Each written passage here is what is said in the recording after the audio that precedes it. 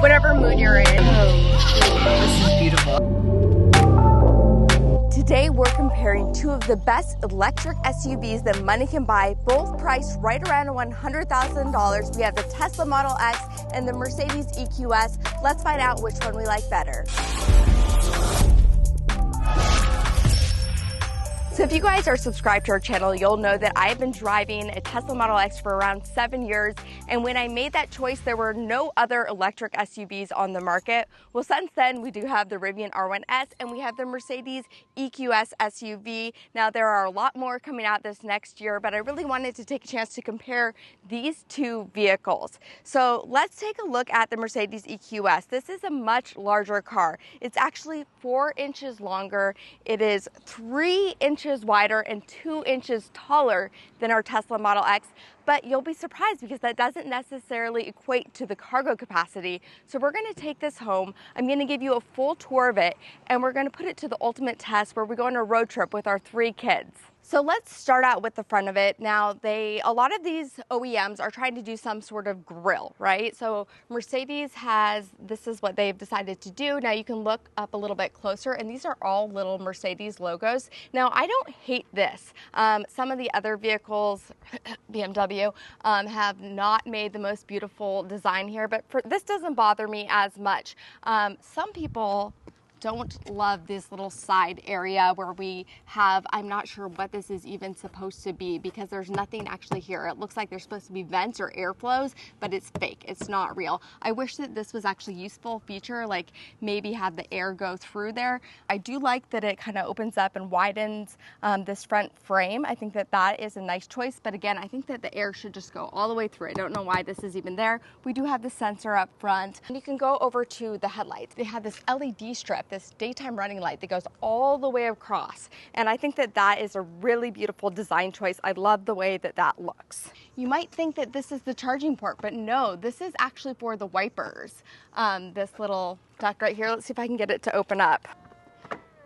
There we go. So this actually is where you would replace the wiper fluid. One of the reasons it's over here is because you can't open up the front trunk. So we have this massive area up front and you actually can't open it up. So with the Model X, you have all this extra storage space. You have 7 cubic feet of storage space inside of the front of the Model X that we don't have here with this Mercedes. Now, the service center is able to open it up, but we do not have any access for that. It kind of seems like a wasted use of space. So you have to take a look at these taillights. I think they're really cool, and it's kind of an Easter egg because if you look closely, you kind of see this swirly sort of design, and it was inspired by Thomas Edison with his early first filament light bulbs. Now, this is the first electric vehicles that they're making, and they have the first light bulb sort of design going in them. So I just think that's kind of a cool little added Easter egg. And this overall profile of the car, we have a running board on it. This is really nice for kids. Now, it's not the most beautiful thing to look at. It kind of gives me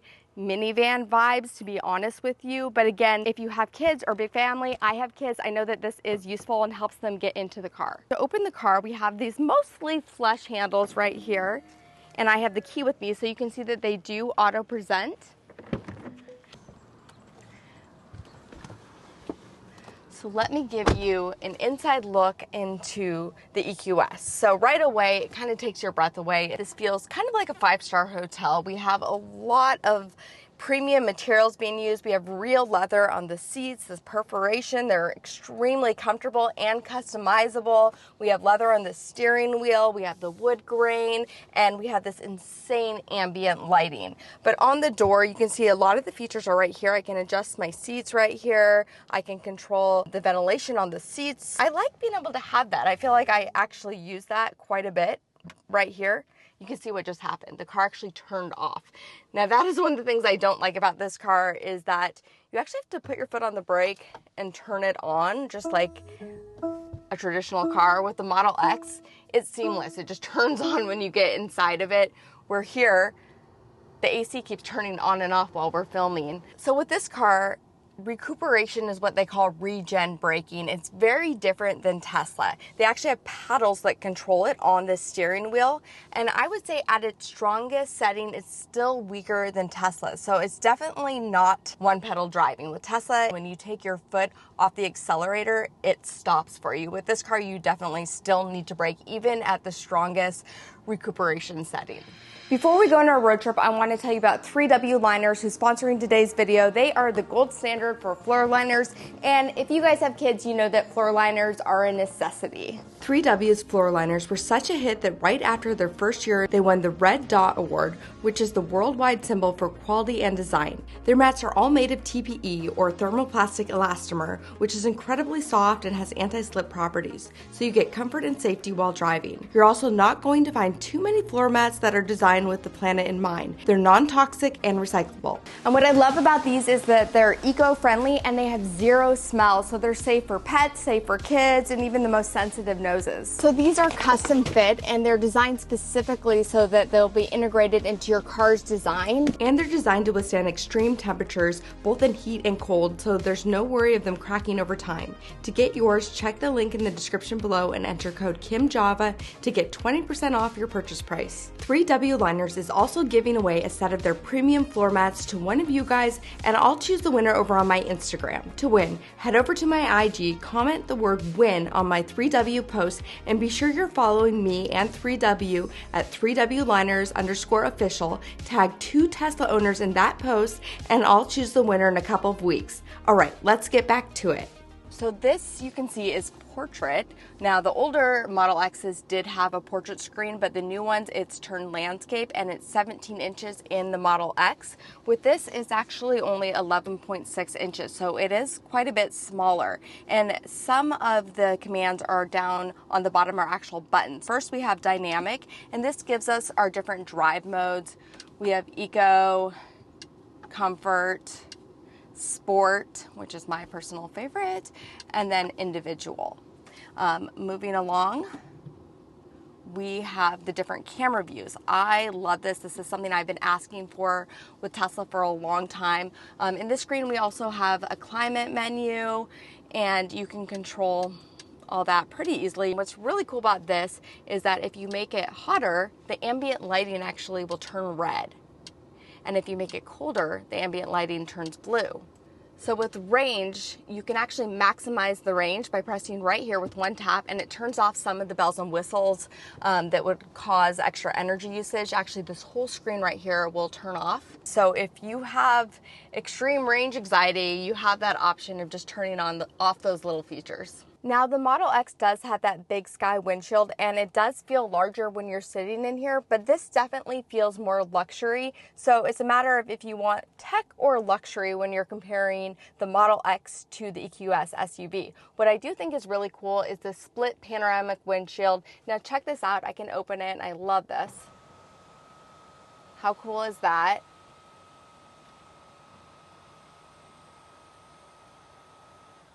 And right away, it feels larger and bigger. If you do it a second time, it opens up the glass. And then you even have the option, if the glass was closed, just to vent the glass a little bit by pushing up. So there you go. You push on it, it opens and closes. And that's something that you definitely don't have in the Model X. You can't get that airflow because we have those giant Falcon wings that open up, so you aren't able to open it up like that. All right, I'm gonna close that up because it's hot here in the south and we're about to get our midday thunderstorms. So if you go into your home screen, this is where a lot of the goodies are kept. So this, you can actually turn on and off your heads-up display. You can actually raise the suspension of this car. You might not think of a car at this price as the car you wanna go off-roading in, but we actually tested this feature out on our road trip. But there's a lot of cool modes here. If you go into the favorites, this is the fun stuff. We have massage seats for the driver and the front passenger, ambient lighting, your consumption, energy flow. If we're going to ambient lighting, there are 64 different color options. I think that this is so much fun. This one right here with the lightning bolt actually rotates the lighting around the car while you're driving and changes colors depending on your speed. So it's my favorite one right there. So it's pouring rain outside, but this car does have a HEPA filter, and check out the real-time data it provides. You can see the exterior is good right now. We have 6, and then the interior is 1. If you wanted to take it a step further, you could even clean the air. So ionization cleans the air inside the vehicle, and then you can dispense a fragrance and you can kind of control how much of it that you want. It actually smells really nice. It's not overpowering. It's more of a clean, like a cleaning sort of smell, I would describe it as. Now there are 7 different options to be able to customize your seat, and you can even adjust it to your height. So there's so many options. These seats are extremely comfortable as is, but you can just really make them your own. And then we have massaging seats, and look at all the options for massage. I mean, I'll see you guys later.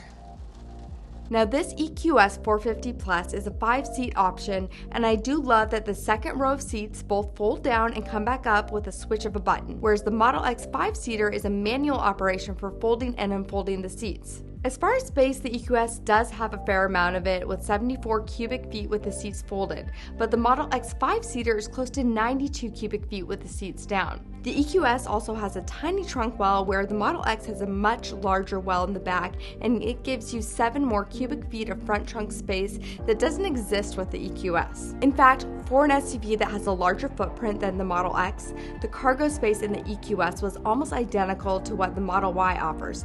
But of course, the Model Y has a front trunk too, so the interior space ends up being smaller in the EQS than even the Model Y. There is a 7-seat variant. There is no 6-seat though. One of the things I like about our Model X is that we have that 6 seats, and we have captain style seats. If you have kids, you know that when they sit close to each other, you get all kinds of fights. Now, in terms of storage and seating, the rear seats do feel really comfortable. There's actually like a little pillow right here. It's like a little Alcantara pillow. I could definitely take a nap back here. And we have extra storage in the door pockets for drinks. I haven't seen this in a while, but this is nice. The kids could put their homework in here. They can control the HVAC back here themselves without having to complain to mom and dad. Now there also are options to upgrade and have screens back here. This one does not have that, but you know, that is an option. Now if you only have 2 people in the back seat, you do have the option to put this down. And check this out, you have a built-in tablet. This thing actually comes out. You can play with it. However, I can see my 8-year-old breaking this in about 2 days, so I don't know if I will be letting him use it. Just something to think about, that little pieces like this do tend to have a shelf life to them. We have comfort and we have the settings. So if you go to comfort, you can control the climate control back here for the seats. You also have seat positioning. I think this is actually super cool. Check this out. Look at my seat right here. I can control all that back here. I think that's pretty cool. You can also control the ambient lighting right here, the brightness. One more kind of hidden feature in here is right here. You think cup holders are gonna come out, but actually no, this is a pen holder. I guess Mercedes is designed to where you can sign business deals back here. Definitely not what I will be using it for.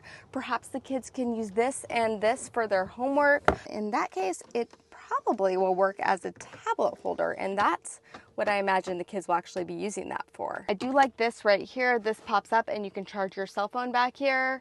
But I feel like there is quite a bit that this offers. Now I have 3 kids, so we won't be playing with that at all, but I'll show you how the car seats fit back here. The EQS also has child seat anchors on the window seats, but the middle seats didn't appear to have any anchors. So we're all packed up. It's starting to rain. I would say as far as cargo capacity, you really notice it when you're going on a little weekend thing like this. This is everything we're bringing. There's not extra space in the sub trunk. There's not extra space in the front. With the Model X, it would not feel quite so crammed in there. I do like having the seat adjustments right here. Also, I'm already using them. That's really nice. And the heads-up display, wow. I am a fan. Driving the EQS SUV is an experience unlike any other. Being an S-Class Mercedes, the air suspension trumps any Model X in just how buttery smooth the driving experience is. Bumps are almost non-existent, and it has one of the quietest interiors of any car we've ever tested at any speed. What are your thoughts so far of driving? It's pretty incredible. I've noticed how quiet it is. What's shocking is going 70 miles an hour is just as quiet as going 30 miles an hour. There's really no discernible difference. Outside noise doesn't come in. The fit, the finish, and just about everything in the interior feels superior to our Model X. And side by side, it's almost surprising that a 5-seat dual-motor EQS 450 only has a $9,000 price delta between it and the 5-seat Model X. The EQS SUV does ship with Level 2 driver's assist features, and I found them to be very similar to Tesla's Autopilot, and is even able to change lanes on the highway. So even though it is completely driving itself, without any audible alert, I can easily make it go where I want it to go without disengaging it, and it's still engaged, I believe. I mean, look at this. It's still engaged, even though I could easily take over it. It's a very different approach. And I can just go anywhere. I can go completely into the other lane, not disengage it whatsoever, no audible alerts, and then let go, and I'm still driving.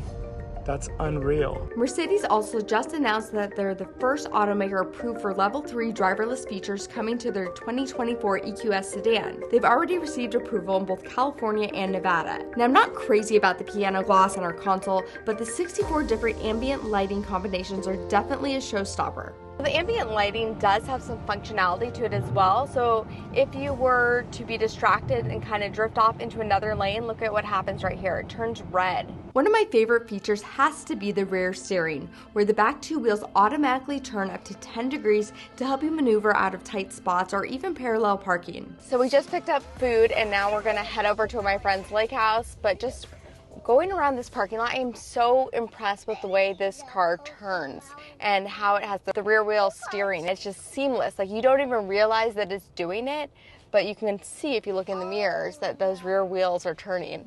It blows my mind. Now, the elephant in the room is the range, performance, and charging speeds. The three features that Tesla can beat almost anyone at. The 5-seat Model X has about 350 miles of range, while the comparable EQS SUV tops out at about 285 miles of range, even though it has a slightly larger battery pack. Though we did find the Benz to be much more accurate in its range estimates. The X can charge at 250 kilowatts, while the EQS peaks at 200 kilowatts.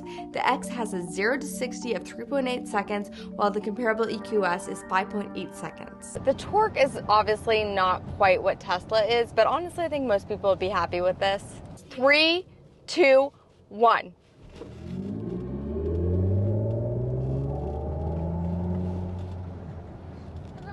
I mean, that's kind of fun. I don't know how I feel about the manufactured noises though.